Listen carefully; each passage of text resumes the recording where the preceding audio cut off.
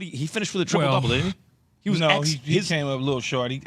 I think he only had 9 boards. But he almost played like a version of rebounds, CP3's point guard where he knew when to shoot it high. Even that deep three shot was the right shot. He knew how to get everybody involved, keep everyone. I thought he played an excellent game, Jay. And Embiid was outstanding both ends of the floor. I mean, after game 4, right, when Al Horford and they got physical with him and you felt like his game was slightly off, I mean, he just had his way. When their offense is predicated off, you go high ball screen with James Harden, Joel Embiid.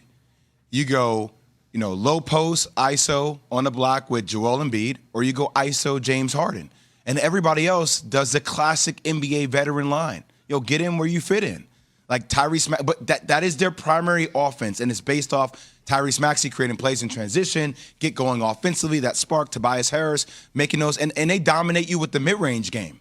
I mean, both those guys can knock down the mid-range game, whereas vice versa, we have a Boston Celtics team that just seems one-dimensional offensively. Yeah. It's like either they're getting to the rack for layups or they're shooting threes. Live or die by the three. Most games with 30 points and 4 blocks. This is on ESPN2 right now. Last 30 postseason, Shaq's got 15 games of 30 and 4 in the postseason. Hakeem got 14. Duncan's got 9. Embiid's already on 5. Pretty good company to be in. Pretty good, by the way. They could win the whole thing this year. It's possible. Could you imagine if, Jimmy Butler's, you chose Tobias Harris over me? Could you imagine if you swapped Tobias Harris and Jimmy Butler? This team would be looking at a dynasty right now. I know there are potentially 2 more games. Yeah. And we'll see how Boston can react on the road.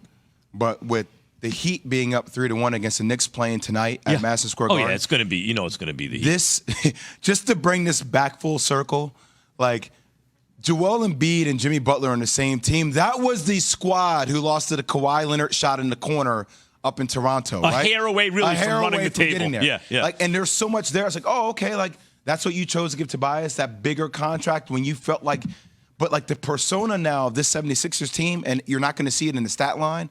PJ Tucker has his DNA imprint over this team. No doubt. When that's he barked at Embiid, like toughness, grit.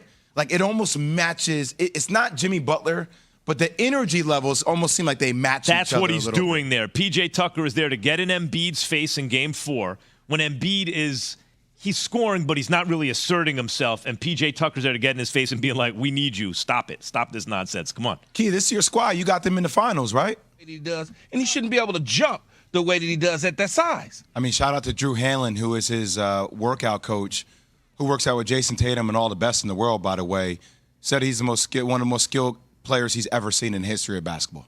So maybe his size is probably the most skilled. Maybe that's the word that I should use then. Skilled. His skill set is different, and so therefore I like him better. And by the way, on offense, I don't think his skill set is better than you. I think Jokic, if anything, probably has a better skill set than Embiid on offense. There's more rhythm to Joel Embiid's game, whereas Jokic is more unorthodox, which makes Embiid it super difficult to guard, right? Kevin Durant talked about it. He can run. And but he's an unorthodox bucket. Yeah. No, he 24/7, right? Yeah, because when you hold it up this high and you're already at the rim, you can just go like that. But last thing, this narrative has changed. I don't think the narrative has really changed on Joel Embiid. We're just watching time pay off for Joel Embiid and finally getting there. But we do have to start talking about the narrative changing around Doc Rivers because which is deservingly so, we've seen some collapses by Doc Rivers. But now you're actually seeing him implement the right strategies to get a huge win on the road in Boston in Game 5, which no doubt. I cannot wait now that we've finally given the 76ers their props, and I'm not going to set it with the but like we need to talk about Boston. I know. Yeah. We're going to talk about Boston coming up, and here's a little food for thought. I know. I waited a whole 7 minutes to say but, Key. We're going to talk about Boston. Here's a little food for thought. Does Boston have a dominant big? Does Boston have a dominant big? No. Right. Philly does. The Lakers do.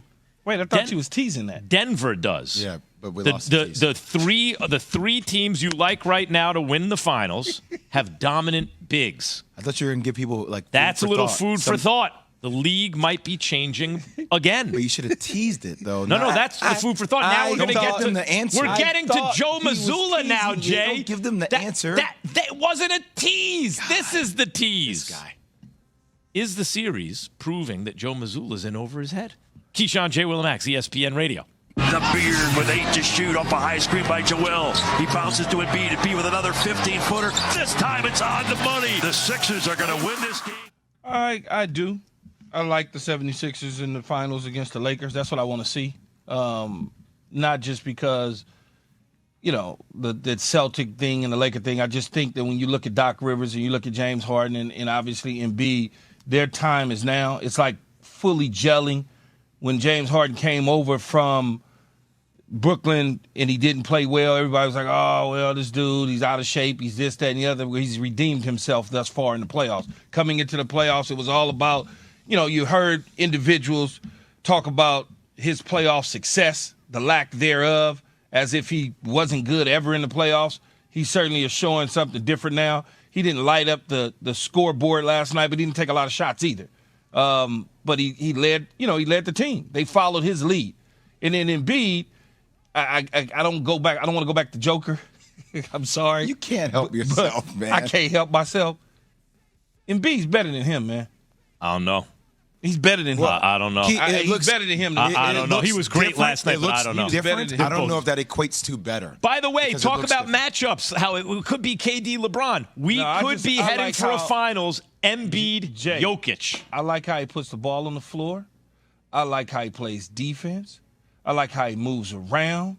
When he's healthy, he completely is a different player, man. Yeah, the defense probably tips it for Embiid. I am going to tell you that I find myself rooting for Joel Embiid. And that's hard because I'm a huge Jason Tatum and huge Jaylen Brown fan.